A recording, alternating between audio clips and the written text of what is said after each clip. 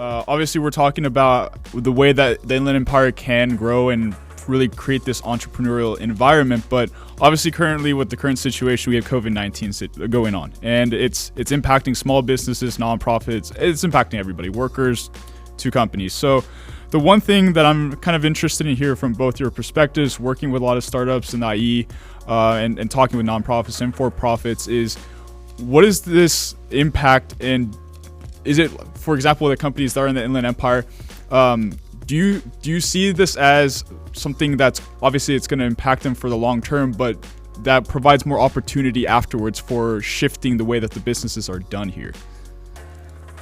It's a kind of a tricky question, but yeah, I think it's both. So there's silver linings in what is happening right now, and it's tough times, but being able to survive those tough times, I see that it helped global, even in just the Inland Empire, globally bring communities together, and in all whatever capacities they can. Everyone now is facing the same problem, so everyone came together, and I think that this will really strengthen the communities afterwards, post-corona pandemic, and just emphasize on that people need to work together. The relationships are important, partnerships are important, and the organization that really helped during this, I think, will really stand after that. But it really also showed that startups,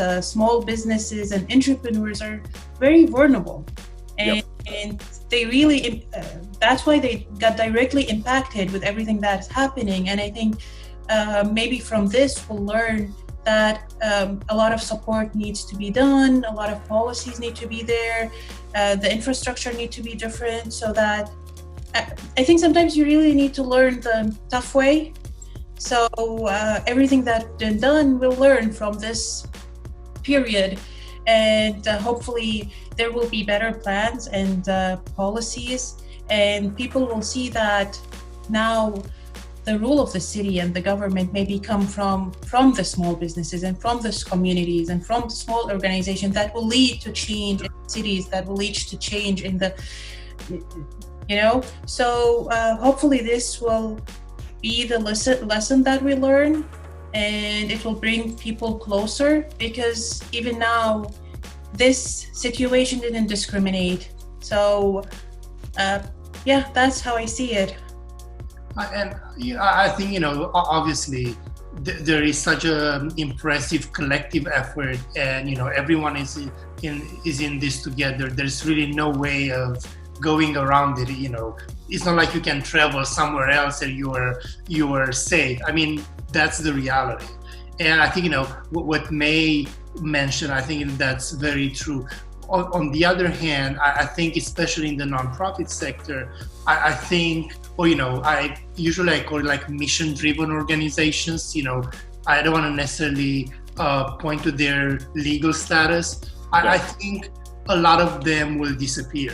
And maybe this is the time when, unfortunately, it will disappear, but maybe this is the time that many of them, or many of us in this sector, have been postponed that moment of rethinking and replanning their strategy, the services they provide, the impact they want to achieve.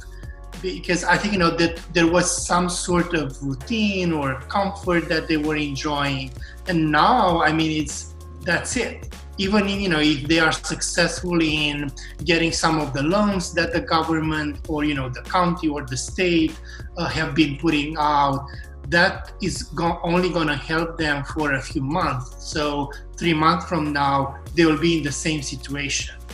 And I think, those who will survive and will be successful are those who now are just, they have the time now to just put everything on hold, because whether they like it or not, that's the reality, and just rethink everything they do.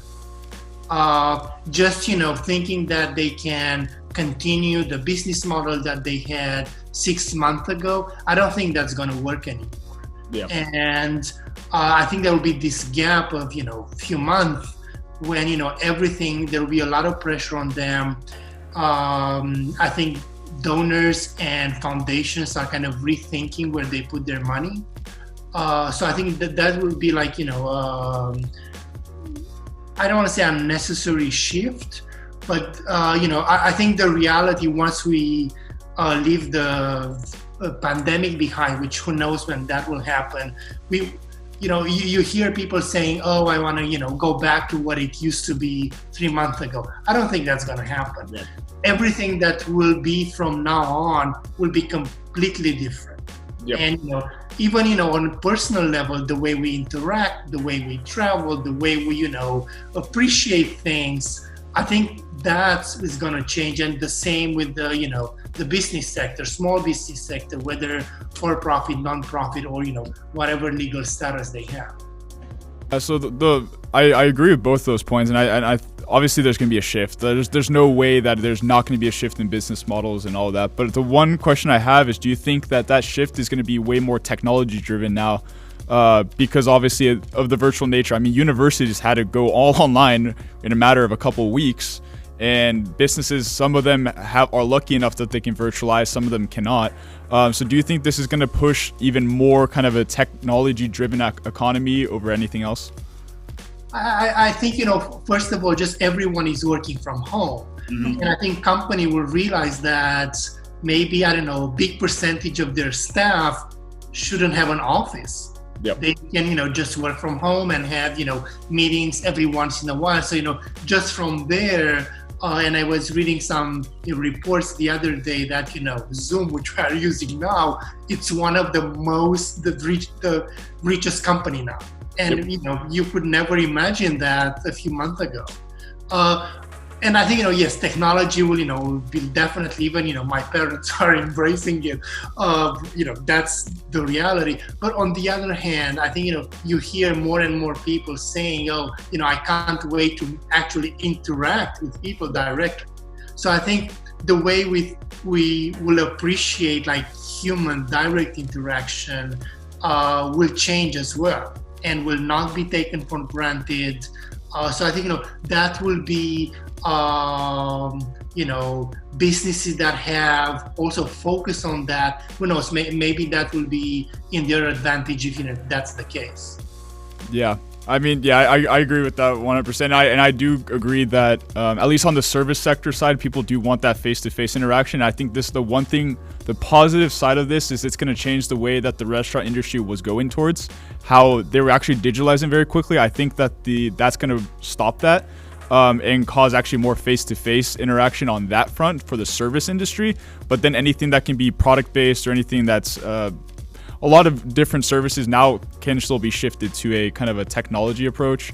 And then the workforce. I do think that the workforce is drastically going to change after this, because for a company that's more economical as well, you can downsize your overhead cost by having a virtual workforce and then just relying on certain activities that require day-to-day operations to be together, to be in the office, and everybody else can be remote.